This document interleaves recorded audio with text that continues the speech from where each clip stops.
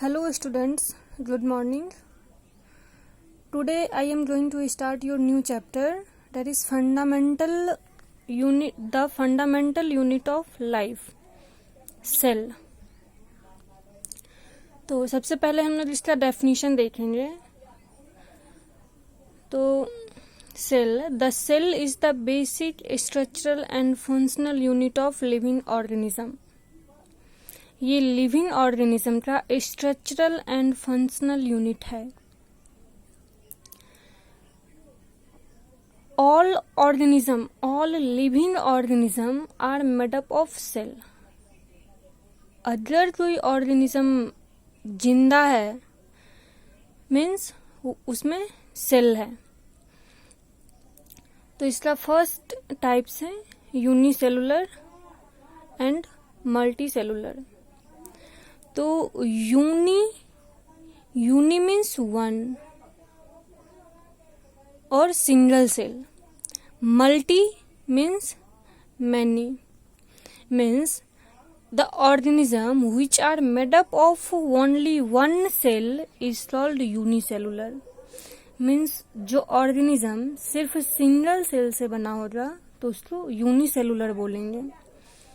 Multi cellular means organism which are made up of many cells is called multicellular organism. All activities of the organism are performed by a single cell. A single cell perform one or few activities of the organism. Unicellular में you know that unicellular organism are made up of only one cell, single cell. तो उसी cell से सारा activity होगा उसका, respiration, digestion, excretion and all activities. But in multi cellular organism, इस organism के पास बहुत सारा सेल है. तो a single cell perform one और फ्यू एक्टिविटीज. देन यूनिसेलुलर में reproduction consumes a single cell. Multicellular only some cell of the body called germ cell takes part in reproduction. In multicellular organism जो reproduction में help करता है cell, तो उसको हम लोग स्पेशल जर्म सेल बोलते हैं. यूनिसेलुलर में life span of the individual is short.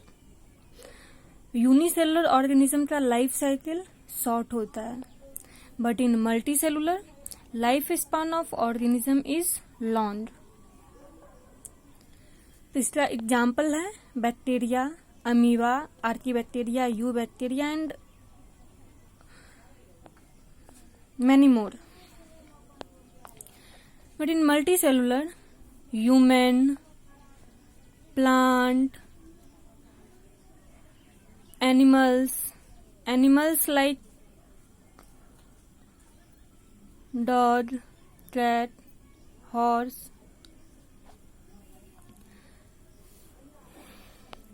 So these are the difference between unicellular and multicellular.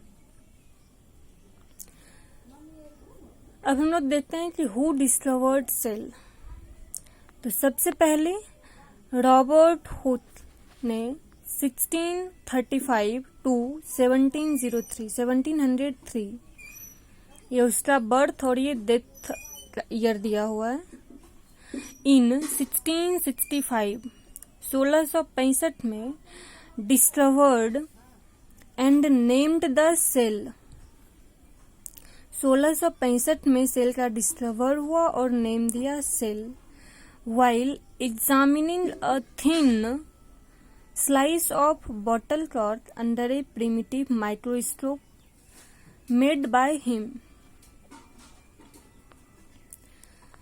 The word cell is derived from Latin word cellula which means a little room.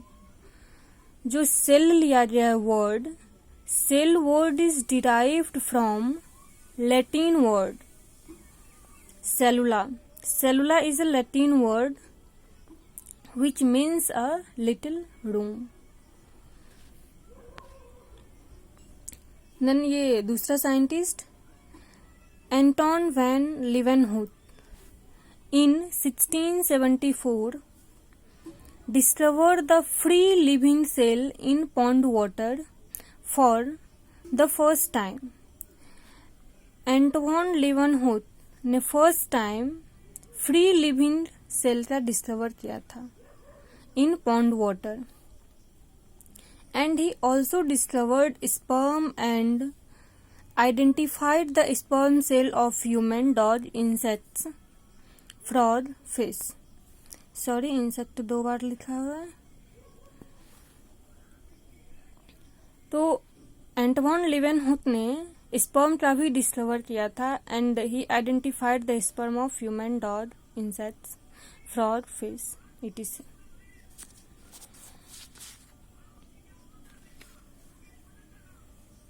फिर हम लोग cell theory पे आते हैं.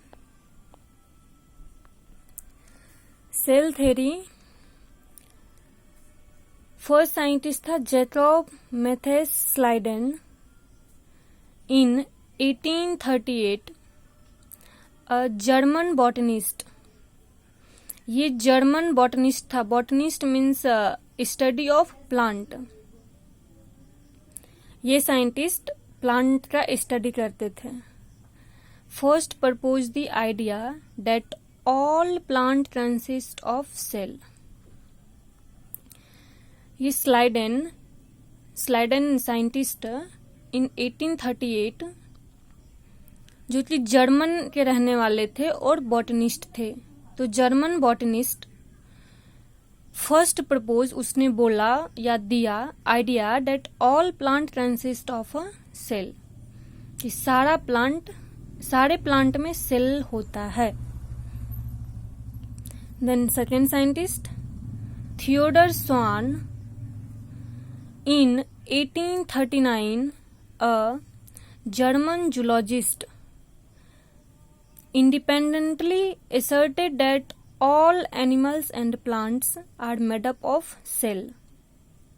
और दूसरा scientist almost same time है, 1838 में स्लाइडेन एंड 1839 में स्वान.